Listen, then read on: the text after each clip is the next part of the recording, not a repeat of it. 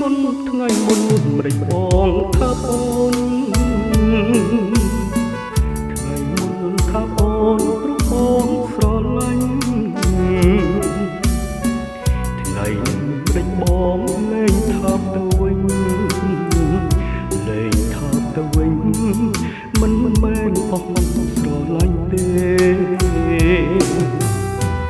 នៅតែស្រឡាញ់អស់មួយជីវិត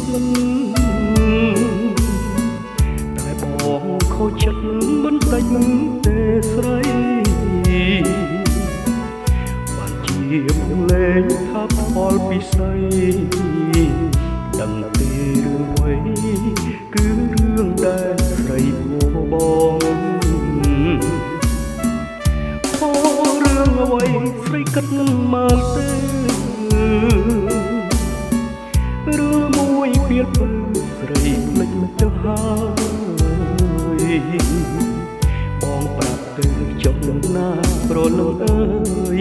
គឺអូនមានគូម្ដងហើយមិនប្រាប់បងឡើយតែបងលួចដឹងអ្នកបងធ្វើអ្វីបងឈឺចិត្តណាស់អ្នកណាផបងតែបាក់លួនល្អបងអត់តោអូនប្រយ័ត្នថ្ងៃមុខថ្ងៃក្រោយបងមិនបណ្ដោយឲ្យអូនផងតាមចិត្តទេ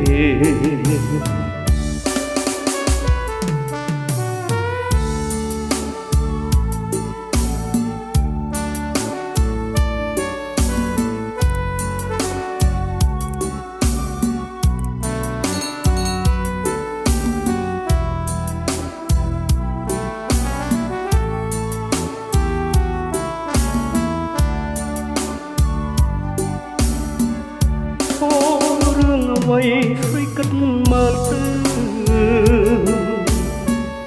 ឬមួយស្រីពើលៀងភ្លេចទៅហើ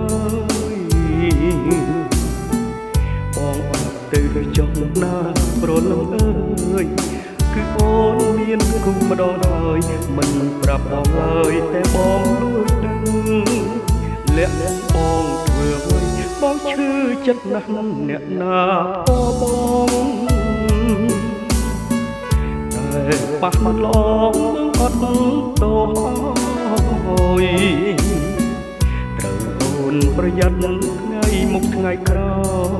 យបងមិនបណ្ដោយឲ្យអូនផងតាមចិត្តទេ